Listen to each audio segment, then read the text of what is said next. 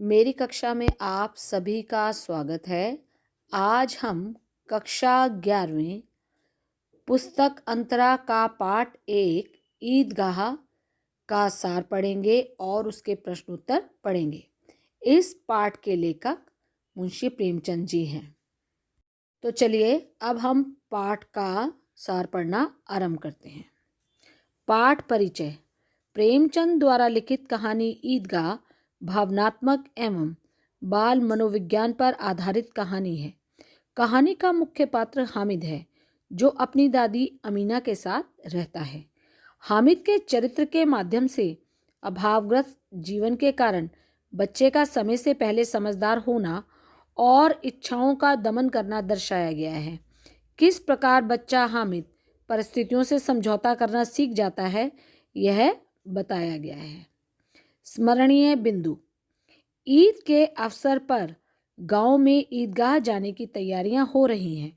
सभी लोग कामकाज निपटाकर ईद के मेले में जाने की जल्दी में हैं। बच्चे सबसे ज़्यादा खुश हैं। उन्हें गृहस्थी की चिंताओं से कोई मतलब नहीं। उन्हें तो यह भी नहीं मालूम कि उनके अब्बा जान ईद के लिए पैसों का इंतज़ाम करने चौधरी कायम अली के घर दौड़े जा रहे हैं, और यदि चौधरी पैसे उधार देने से मना कर दे तो वे ईद का त्यौहार नहीं मना पाएंगे। उनका यह ईद की खुशी का अवसर मुहर्रम जैसे मातम में बदल जाएगा। बच्चों को तो बस ईदगाह जाने की जल्दी है। हामिद 4-5 साल का दुबला पतला लड़का है। वह अपनी दादी अमीना के साथ रहता है।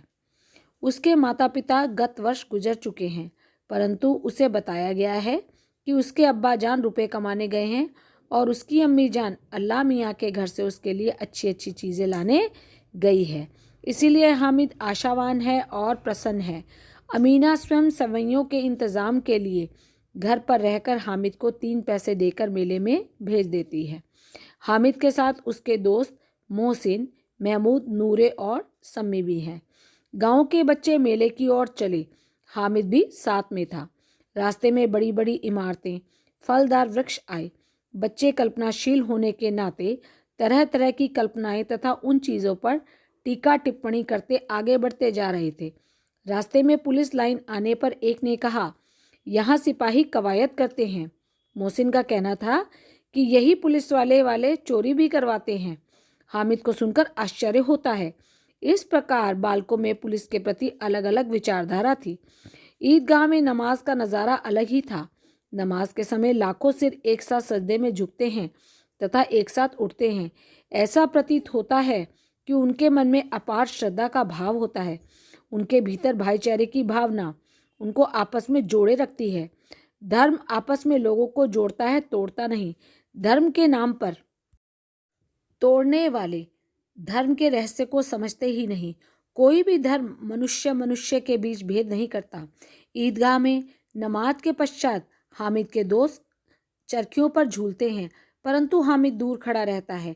खिलौनों की दुकान से महमूद सिपाही, नूरे वकील, मोहसिन भिश्ती तथा सम्मिन धोबिन खरीदता है। हामिद खिलौनों की निंदा करता है, परंतु साथ ही ललचाई निगाहों से उन्हें देखता भी है। सभी मित्र मिठाइयाँ खरीदते हैं और हामिद को चिढ़ा चिढ़ा कर खाते हैं। मेले के अंत में लोहे की दुकान पर चिमटा देखकर हामिद को अपनी दादी का ख्याल आता है। दुकानदार से मोल भाव करके वह चिमटा खरीद लेता है। हामिद के तर्कों के कारण उसके सभी दोस्त उसके चिमटे से प्रभावित हो जाते हैं। घर पहुंचकर दोस्तों के खिलौने किसी न किसी प्रकार टूट जाते हैं। हामिद के घर पहुंचते ही दादी अमीना उसे गोद में उठाकर प्यार करने लगी, पर अचानक हाथ में चिमटा देखकर वह चौंक गई। पूछने पर हामिद बताता है कि उसने मेले से 3 पैसे का चिमटा खरीद लिया। दादी उसकी नासमझी पर क्रोधित होते हुए पूछती है कि पूरे मेले में उसे और कोई चीज़ खरीदने के लिए नहीं मिली। हामिद अपराधी भाव से बताता है कि दादी की उंगलियां तवे से जल जाती थी, इसीलिए उसने चिमटा खरीदा। यह सुनकर बुढ़िया का क्रोध तुरंत स्नेह में बदल गया। दादी अमीना हामिद के त्याग, उसका स्नेह, उसका विवेक देखकर हैरान हो गई। सुबह से भूखा बच्चा दूसरों को मिठाई खाते देख कैसे इसने अपने मन को मनाया होगा। मेले में भी इसे अपनी बूढ़ी दादी की याद बनी रही। यह सब सोचकर अमीना का मन गदगद हो गया। दादी अमीना एक बालिका के समान रोने लगी। वह दामन फैलाकर हामिद को दुआएं देती जा रही थी तथा आंसुओं की बड़ी बड़ी बूंदें गिराती जा रही थी। परंतु हामिद उस रहस्य को समझने के लिए बहुत छोटा था कि उसकी दादी उसके त्याग का अनुभव कर भाव विभोर हो गई। हामिद यह नहीं समझ पा रहा था कि दादी रो रही है, वह तो उनके लिए चिमटा लाया है, फिर दादी क्यों रो रही है। तो चलिए अब हम प्रश्न 1 पढ़ना आरंभ करते हैं। ईदगाह कहानी के उन प्रसंगों का उल्लेख कीजिए जिनसे ईद के अवसर पर ग्रामीण परिवेश का उल्लास प्रकट होता है। इस प्रसंग में ईद के अवसर पर ग्रामीण परिवेश का उल्लास प्रकट होता है। रमज़ान के पूरे 30 रोज़ों के बाद ईद आई है। कितना मनोहर, कितना सुहावना प्रभात है। वृक्षों पर कुछ अजीब हरियाली है, खेतों में कुछ अजीब रौनक है, आसमान पर कुछ अजीब लालिमा है। आज का सूर्य देखो, कितना प्यारा, कितना शीतल है, मानो संसार को ईद की बधाई दे रहा है। गांव में कितनी हलचल है। ईदगाह जाने की तैयारियां हो रही हैं। किसी के कुर्ते में बटन नहीं है, पड़ोस के घर से सुई धागा लेने दौड़े जा रहा है। किसी के जूते कड़े हो गए हैं, उसमें तेल डालने के लिए तेली के घर भागा जाता है। अभी जल्दी जल्दी जल्दी बैलों को सानी पानी दे दो, ईदगाह से लौटते लौटते दोपहर हो जाएगी। रोज ईद का नाम रटते थे, आज वह आ गई। अब जल्दी पड़ी है कि लोग ईदगाह क्यों नहीं चलते। उन्हें गृहस्थी की चिंताओं से क्या प्रयोजन। सेवइयों के लिए दूध और शक्कर घर में है या नहीं, इनकी बला से ये तो सेवइयाँ खाएंगे। वह क्या जाने कि अब्बा जान क्यों बदहवास चौधरी कायम अली के घर दौड़े जा रहे हैं। उन्हें क्या खबर कि चौधरी आज आंखें बदल ले तो यह सारी ईद मुहर्रम हो जाए। उनकी अपनी जेबों में तो कुबेर का धन भरा हुआ है। बार बार जेब से अपना खजाना निकालकर गिनते हैं और खुश होकर फिर रख लेते हैं। प्रश्न 2, उसके अंदर प्रकाश है, बाहर आशा। विपत्ति अपना सारा दलबल लेकर आए, हामिद की आनंद भरी चितवन उसका विध्वंस कर देगी। इस कथन के आधार पर स्पष्ट कीजिए कि आशा का प्रकाश मनुष्य को विपरीत परिस्थितियों में भी निरंतर आगे बढ़ने की प्रेरणा देता है। जीवन में आशा का प्रकाश सदैव फैला रहता है। आशा रूपी प्रकाश हमें निराशा के क्षणों से बाहर ले आता है और हमें जीवन में आगे बढ़ाता है। कई बार ऐसी विषम परिस्थितियां सामने आ खड़ी होती हैं कि मनुष्य की सोचने समझने की शक्ति समाप्त हो जाती है। ऐसे में आशा की किरण उसे विषम परिस्थितियों से बाहर निकाल लेती है। जो व्यक्ति निराशावादी है वह आगे नहीं बढ़ सकता।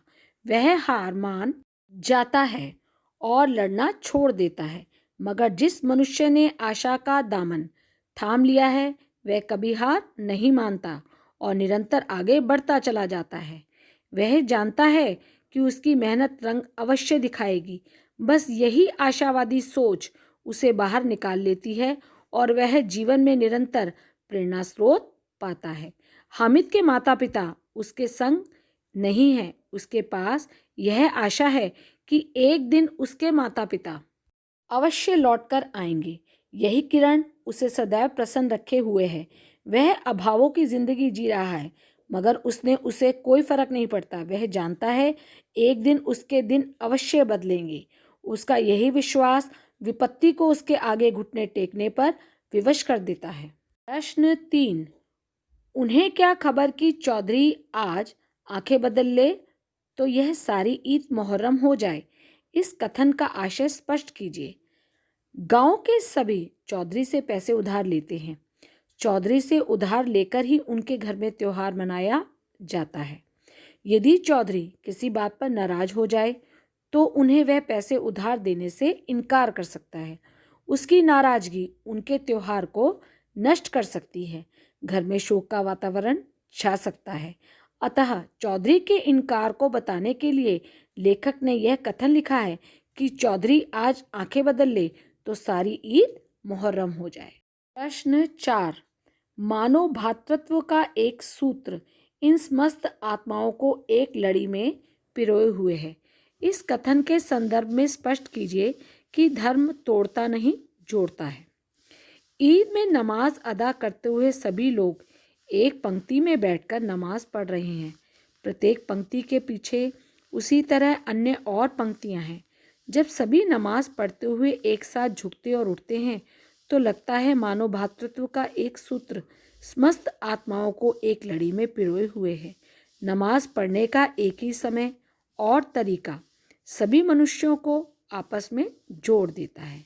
वे एक साथ मिलकर प्रार्थना करते हैं। किसी के मन में किसी दूसरे को लेकर शत्रुता का भाव नहीं है। कोई किसी से नफरत नहीं करता। सबके मन अहंकार से रहित और श्रद्धा से युक्त है। सब उस समय भाई भाई हो जाते हैं। इस आधार पर हम कह सकते हैं कि धर्म तोड़ता नहीं, जोड़ता है। वह कभी किसी को लड़ने तथा शत्रुता रखने का संदेश नहीं देता है। उसकी हर रीति तथा उपदेश में मनुष्यों को आपस में जोड़े रखने का प्रयास किया जाता है। प्रश्न 5, ईदगाह कहानी के शीर्षक का औचित्य सिद्ध कीजिए। क्या इस कहानी का कोई अन्य शीर्षक दिया जा सकता है? प्रस्तुत पूरी कहानी ईद तथा ईदगाह के सम्मुख घूमती है। हामिद के गांव में ईदगाह जाने का उल्लास बच्चे से लेकर बूढ़े तक सभी के हृदय में है। सभी वहां जाने की तैयारी करते हैं। हामिद के गुणों पर प्रकाश ईदगाह में ही चलता है, अतः इस कहानी का नाम ईदगाह सही दिया गया है। वैसे इसका नाम हामिद और उसकी दादी भी हो सकता था। प्रश्न 6, निम्नलिखित गद्यांशों की सप्रसंग व्याख्या कीजिए। क, कई बार यही क्रिया होती है। आत्माओं को एक लड़ी में पिरोए हुए है। ख, बुढ़िया का क्रोध स्वाद से भरा हुआ। क, प्रसंग, यह गद्यांश प्रेमचंद द्वारा लिखित कहानी ईदगाह से लिया गया है। इस गद्यांश में सामूहिक रूप से नमाज अदा करने का दृश्य दिखाया गया है। लेखक ने नमाज अदा करने की प्रणाली का बड़े ही आकर्षक ढंग से वर्णन किया है।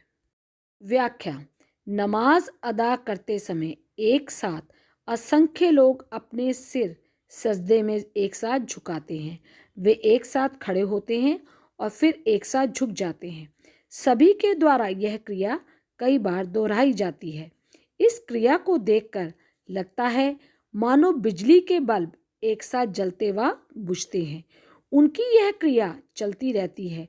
यह दृश्य बहुत ही मनोहर है। लोगों की एक साथ इस प्रकार की क्रिया मन को श्रद्धा और आनंद से भर देती है। यह क्रिया सभी के अंदर भाईचारे की भावना का निर्माण करती है। ऐसा लगता है मानो सभी मानवों की आत्माओं को एकता के धागे में ऐसे पिरो दिया गया है जैसे माला के धागे में मोती के दानों को। विशेष, लेखक ने ईदगाह में नमाज अदा करने के दृश्य का वर्णन बहुत सुंदर किया है। रूपक तथा उपमा का प्रयोग अद्भुत है। ख, प्रसंग, यह गद्यांश प्रेमचंद द्वारा लिखित कहानी ईदगाह से लिया गया है। इस गद्यांश में अमीना अपने पोते हामिद के हाथ में चिमटा देखकर हैरत और शोक में पड़ जाती है। एक छोटा सा बच्चा खाने खिलौने के लालच को छोड़कर उसके लिए एक चिमटा खरीद लाया है। व्याख्या, दादी ने जब हामिद से चिमटा लाने का कारण पूछा तो उसका जवाब बहुत ही मासूम और समझदारी भरा था। अपनी दादी के हाथों को रोटी सेकते समय जलने से बचाने के लिए वह चिमटा ले आया। दादी हामिद की बातें सुनकर भावुक हो गई। यह बात सुनकर उसका सारा गुस्सा जाता रहा और वह स्नेह तथा ममता से भर गई। वह प्रसन्नता के कारण कुछ बोल नहीं पा रही है। वह बस हामिद को देखे जा रही है। दादी स्नेह रस से भर गई थी, जो मजबूत, स्वादिष्ट और रस से पूर्ण था। वह हैरान थी कि इतने छोटे बच्चे की भावना कितनी सत्य और समझदारी से युक्त है। विशेष, लेखक ने दादी के मनोभावों का सुंदर चित्रण किया है। गद्य की भाषा बहुत सरल है। आज की कक्षा में हमने ईदगाह पाठ 1 का सार और उसके प्रश्न 1 से 6 तक पढ़े हैं। इसके बाकी के प्रश्न हम दूसरे वीडियो में पढ़ेंगे।